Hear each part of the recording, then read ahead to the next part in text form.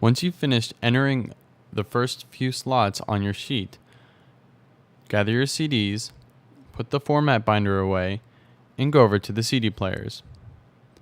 When you're at the CD players, get out your CDs that you want and make sure you know which numbered tracks are the songs that you're going to play. Put your CD into the second CD player tray and close it. Wait until the monitor on the right has loaded up the CD. You can tell when it has done this when it says the number of tracks and the total amount of time on the CD. Press Program, find the desired track, press play, and then pause. Then, press the time mode button on the left side of the CD player. This will let you know how much time is left, so you'll have a visual countdown. Let's do that again. Enter the CD, press the program button, find the desired track, press play, and then pause.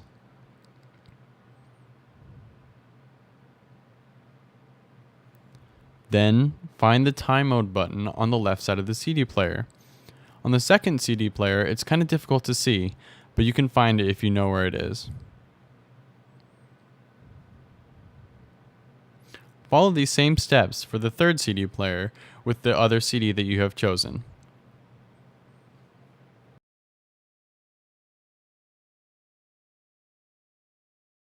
These CD players are programmed through the Studer mixing console and will not play until you move the appropriate sliders on the board. In the studio, there are a number of different machines and technologies working together. You don't need to be an expert on each machine, but you do need to know how to use them in order to be successful. The first machine we're going to talk about, and probably the most important one for new DJs, is the CD recorder.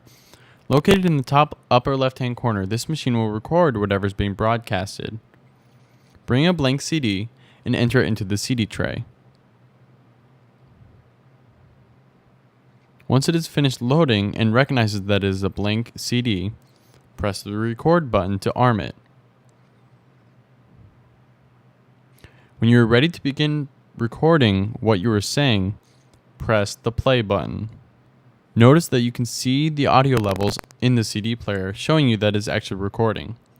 When you are finished speaking, press pause. This will stop it from recording, but it is still armed to record again. Press play when you want to speak again. This is done at the end of each segment, so it is separated later to different tracks on the CD. When you are finished, press stop. Then, press the finalize button and say OK by pushing in the volume knob to the right. A table of contents will then be written. Let's do that again. When you're finished, press stop, then press the finalize button. To say OK, push in the knob to the right. A table of contents will then be written to your CD. It's important to have the CD to listen to at a later time, allowing you to review your show, how you say things, what you shouldn't be saying, and what you can change. If the DJ before you still has their CD in the machine recording, you may have to wait and set up that recording process later into your show. The DJ before you will make their closing statements and then play an outro. This will be played on the instant replay machine. Once their outro is playing, you can begin to prepare your intro to be played. Press the find button. Type in the number of your intro,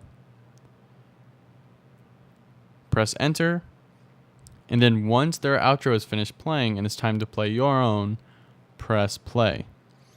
Your intro number can be found in the binder located right by the instant replay machine.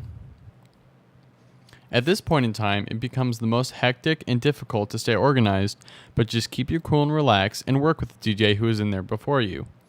If you are using an iPod or laptop to play music, get it out and ready, allow the previous DJ to move their stuff, and then set it down.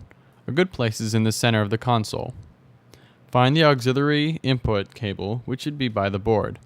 This cable will work just fine with either your computer or iPod or any other standard music player. Once your intro is playing after the conclusion of the previous DJ's outro, then you should be prepared to open your show. Following the sheets given to you, be ready to speak and welcome people to the show.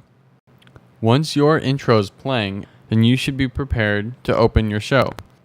To begin using the microphone, make sure that it is turned on by pressing the on button at the bottom of the track. When this button is turned on, as I said earlier, the on-air light will turn on in the hallway. Once the microphone is turned on, push the fader knobs up to 0, which will begin broadcasting your voice over the air. If you want to use all 3 microphones, the controls are all the same for each one. The mic on the left, next to the recording consoles, is mic 1, the one I'm using. The one on the far side of the table is mic 2, and the one to the right is mic 3. The mics can all rotate to be on either side of the table, depending on your show's demands. When you speak into the mic, feel free to get very close to it, but you don't need to speak at a necessarily loud voice. Use common sense, and if you're speaking louder, keep your face farther away from the mic. In preparation to speak, think of what you want to say, plan on giving the name of your show, your name or your DJ name, and other information. As you can see, there's a sign that says that you must read it at the beginning of every show and at the top of each hour. Simply, you're listening to Bearcast, coming at you live from the Jack and Jones Strader Studio, part of the electronic media division of CCM. Then give out the phone number. Radio station coming at you live from the Jack and This would be an Jones Strader appropriate Studio, introduction part to of a the show. electronic media division of CCM. Our studio phone number, if you want to call in today, is 556. Make sure fader 2 is hitting 0 in order to be loud enough for people to hear it over the air. This is Rooney Tunes, and I am your host, JT Rooney. Today we've got a lot of good music coming at you. We've got Amanda Palmer, Jealous Girlfriends, John Legend, a bunch of stuff coming up right away. We're going to start off with Amanda Palmer with Runs in the Family here on Bearcast. When you finish speaking, you can then begin raising the level of CD 2, which will be your first song. Once you move up the slider, it will both activate the song and raise the volume.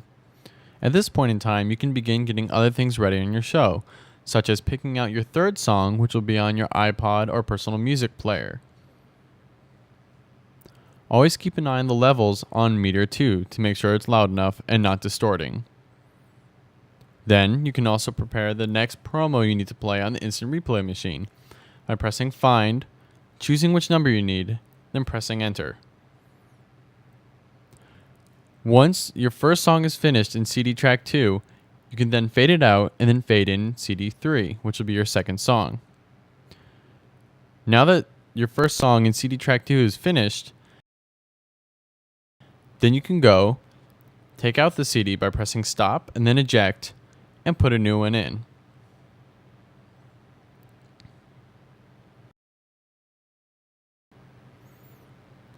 This will be done following the same steps that we did earlier, and can also be completed while the CD in CD player 3 is still playing. Do the same steps as earlier, pressing Program, finding your tracks, pressing Play, then Pause, and then Time Mode. Also, if you want to use your MP3 player, go to CD track 3, make sure the slider is down all the way, and change the input from A to B. This will change it to the auxiliary input. Then, move up the fader once your song is playing, and fade down whatever else is remaining.